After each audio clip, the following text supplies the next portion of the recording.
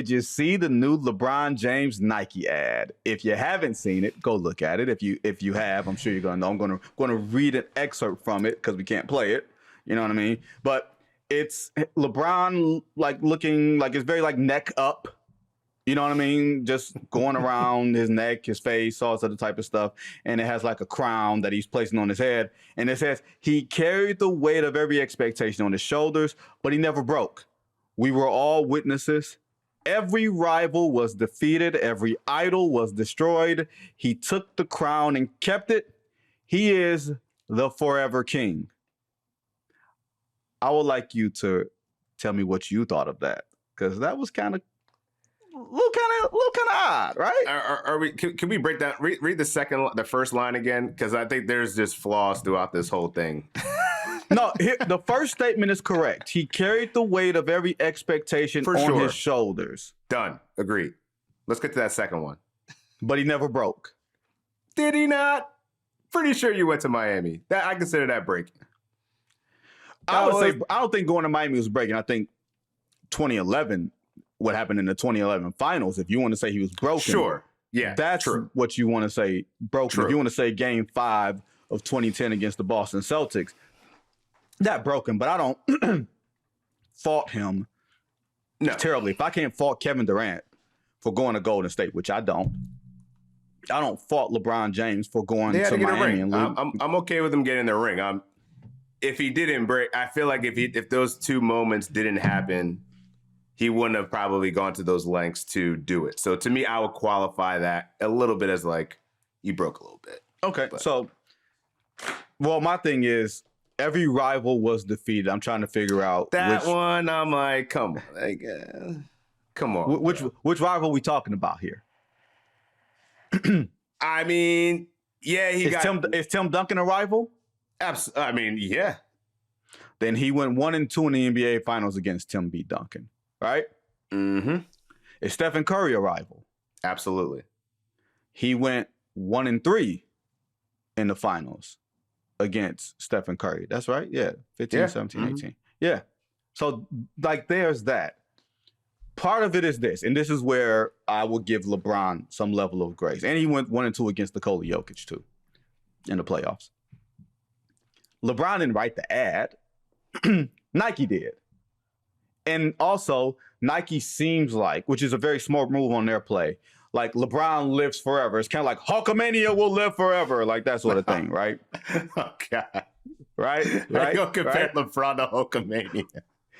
I mean, Hawk never, according to Hawk never lost clean. Right? It always had to be a steel chair or, something crazy going on. Right, Hawk was never losing clean back in the day. If y'all was really watching wrestling.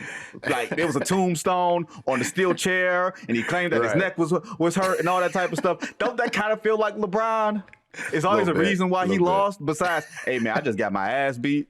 You know what I mean? And JR over here, like a whole bunch of excuses. And wrestling's not basketball. One is scripted, one is not. This commercial is just scripted. I'm just having some fun. Sure. But the general premise is that Nike is setting up, because I don't believe Nike knows or LeBron knows if LeBron will return for year 24. He's going into year 23. He's going to be 41 years old, at the end of December. So you have to set up like the possibility of this is the retirement campaign. Yeah. That's what this feels like. We can just have some fun with it. That's all. Yeah. Just having some fun with it. That was kind of where I was at with it. He's introducing his 23rd shoe, which probably has a little bit of shade to it, and to a certain degree with the Forever King thing. But like, the one issue that I always had with LeBron is like, this has all been a self-anointing thing. Like, he couldn't just let it kind of just happen naturally. Like, you don't just give yourself the nickname. Now, granted, he's probably exceeded expectations more than any athlete has, given the amount of pressure that he had coming out of high school. He's the second best player of all time to me. And so I don't think he needed to do all of this. So to me, this was like, all right, I got a new shoe coming out. I don't know that I might retire next year. I may not.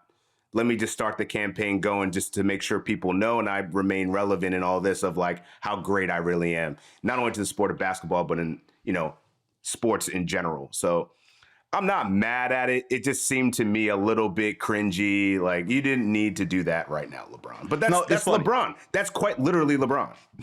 Right. That's funny. No, and I'm going to do something. And this is completely unplanned. I'm going to do something. I'll be right back. Don't leave. So, no. Do you guys remember the Air Jordan 10? This is the Air Jordan 10. Yeah. Right? Yep. This is not an original colorway. This is a Chicago colorway that I got when I lived in Chicago, I think like 2017 or 18.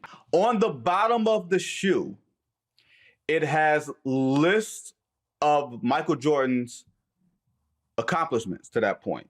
Like 85 rookie year, 86, 63 points. You know what I mean? It says MVP, all defense, all these different things on the bottom of the shoe on different lines.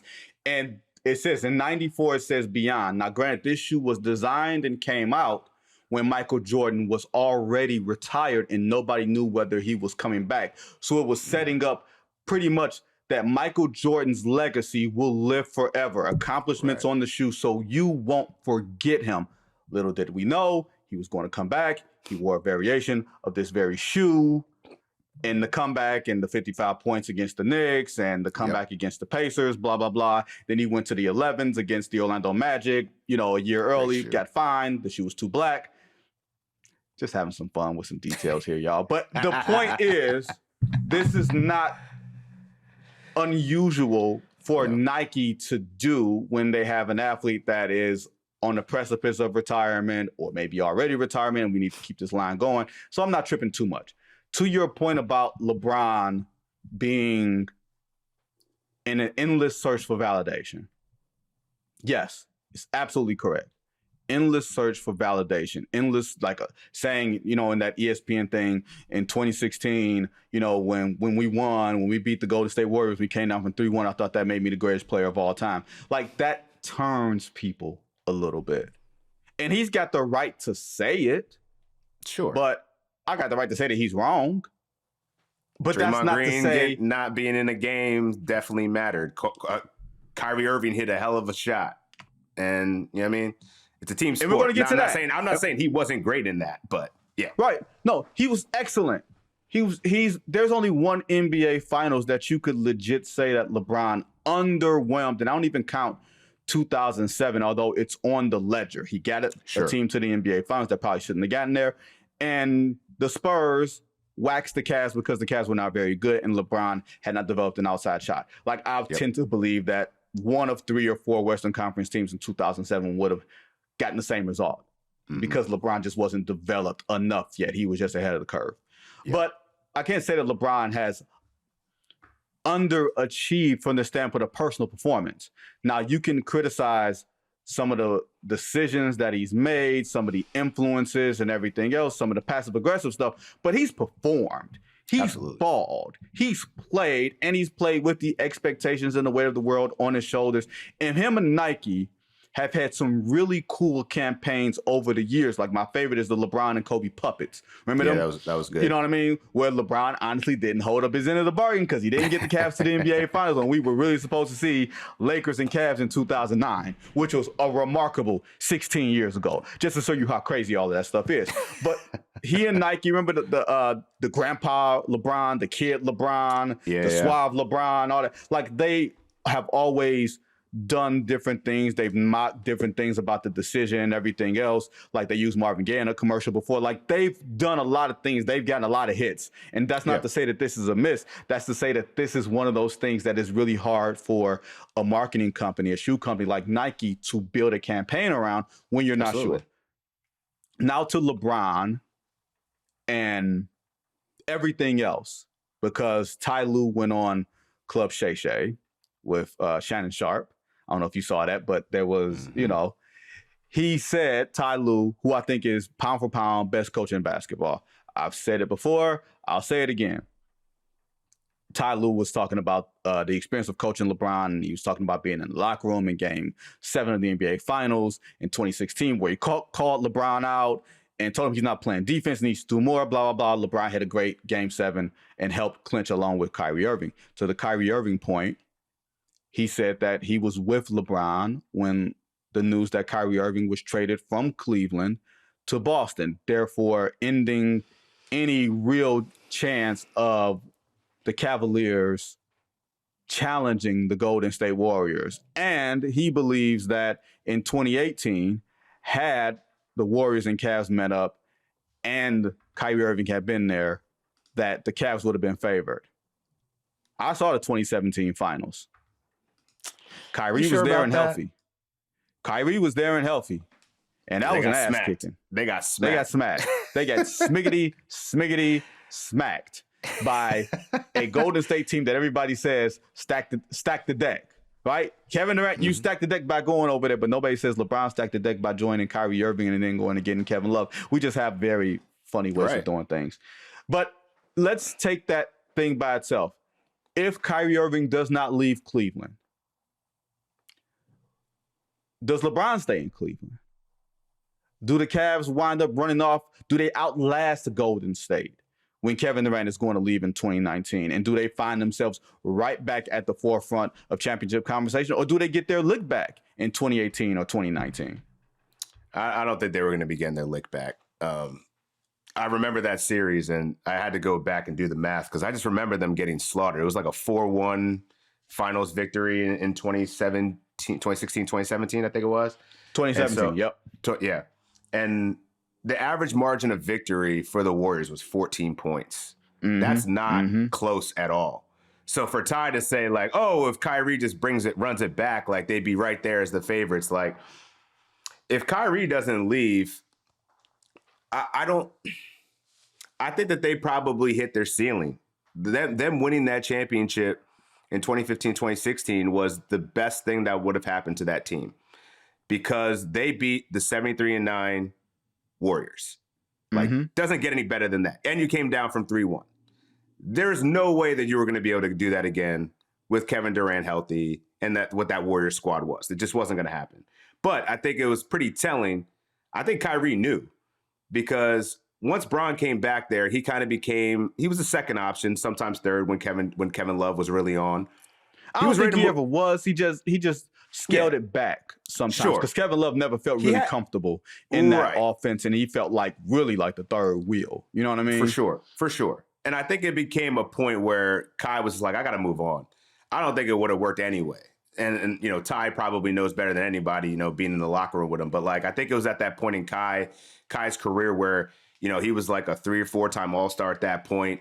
He hadn't really he had his chance to win. Now he wants to go take that leadership and what he learned with LeBron and go apply it to somewhere else. That's why he went to Boston.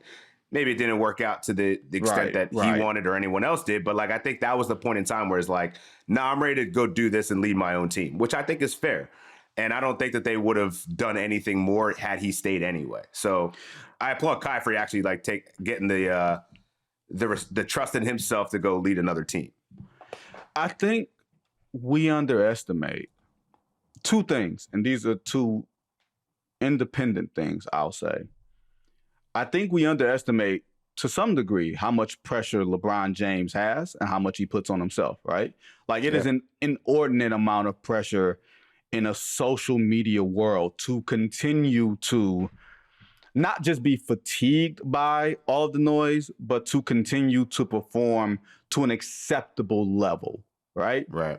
Subsequently, that pressure around LeBron filters down to everybody else. And not everybody else is built to want to play in that environment. Whether it's LeBron, you know, LeBron will always say he wanted to empower Kyrie. He wanted to make Kyrie the best version of himself that he wanted to be. But it would be under LeBron's sort of control in that way. And not everybody wants to live that way or play that way. And Kyrie has said he has made some mistakes and everything else, probably starting back from that decision.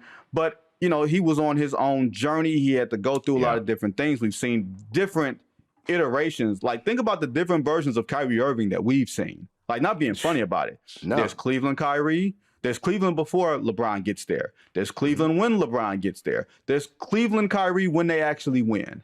And then there's this Boston version that, remember, he was trying to figure out being the leader, and he and Gordon Hayward had gotten there and everything else. And then the Tatum and Brown thing and all that happened. Then he leaves Boston. He goes to Brooklyn, and the whole Kevin Durant thing with Kyrie Irving there. And how, honestly, some of the most beautiful basketball I've ever seen with KD Kyrie and James Harden before Kyrie went down and before Harden messed up his hamstring in 2021. Like, that was a championship team. And then that thing went all haywire. And then in Dallas, and him and Luka in Dallas. And now there's no more Luka, and it's going to be Cooper Flagg and Anthony Davis and Kyrie, assuming he comes back. Like, there's something very fascinating about all the different lives that Kyrie Irving, and this is just off the top of my head that I've just read off to you guys, that he's so much more fascinating than him having left LeBron. I think there's so much more to his story than that, and clearly there's a lot of missteps and everything else. But he's a fascinating figure, even if some people may overrate where he sits and everything else. But I think you don't have to overrate him to consider him endlessly fascinating and captivating as a basketball player. Yeah, because he came in the league at 19. And literally first pick in the draft, had to carry this team. And like, he didn't know what winning was. So like, I think a part of him, and I think he's talked about this on his Twitch stream, was he wasn't ready to, like, he didn't know what winning was. He just knew that he could get buckets and he was nice at it. And so like, once LeBron kind of came in there and instilled some of that knowledge of what it took to win, that was very helpful, informative at that point of his life. Now, whether he was ready to deal with all of the social media and media hype along with that, I think that was what kind of helped drive him away from that. And then he's also, obviously had a very contentious relationship with the media for a period of time after that. And I think now, to your point of, seeing this evolution of Kyrie, like, I think now he's like an open book. Like, he's more than happy to share what's going on in his life and what is important to him, what he values, which I think is great to see him kind of come full circle of like a guy that was like kind of standoffish, couldn't really get a feel for him, and him just wanting to find himself in his identity and what it's like to become a man. He's a father now. So I think this is about a life perspective that he was able to have in leaving LeBron, which I think is really great for basketball. And, we got to see like Kyrie go to these different levels of his game and still, play at a high level throughout the whole thing. So yeah, I think Kyrie is one of those guys that's going to be one of the most interesting enigmas that we had in the NBA, but like also one of the best pure hoopers we saw. So it's great that he got that chance to play with someone like LeBron, a GOAT to some, but then still have a career life after that was just as fulfilling. It's a weird thing. Like, because Kyrie's not the player that you would say, oh, man, he's the best player on the championship team. But he's a critical one. He's a critical one. Like, he's a guy that you're like, man, if Kyrie is on like this, that's why everybody gets kind of sucked in to some degree. Some people get sucked in with Dallas. And they're like, or they got sucked in with Dallas even before, Luka got traded was, man, Kyrie's an ideal second option. With Kevin Durant, Kyrie's an ideal second option, that sort of thing.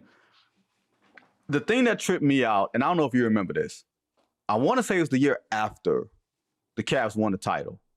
And if I didn't know it then, I knew it right in that moment. Somehow the topic of LeBron as father figure came up. And a reporter asked Kyrie about LeBron being a father figure. Like, you mean this dude that's 3 or 4 years older than me, you trying to say that he my daddy? When I already have a dad that I'm close to and a stepmom that I'm close to? Are you out of your, like the craziness and that says more about how the media saw LeBron and tried to hold LeBron in a certain space and tried to view LeBron as everybody's daddy, which I think is a very weird thing on some of the media's part. Like, y'all need to answer for that. That was wild. And it speaks to also how people think black people ain't got no daddies. Right. You know what I mean? So we just gonna make LeBron everybody's daddy because, default pappy. Yeah. What are we doing here? Like, so yeah, if I'm Kyrie, I'd feel that way too. I don't even know how we got here, but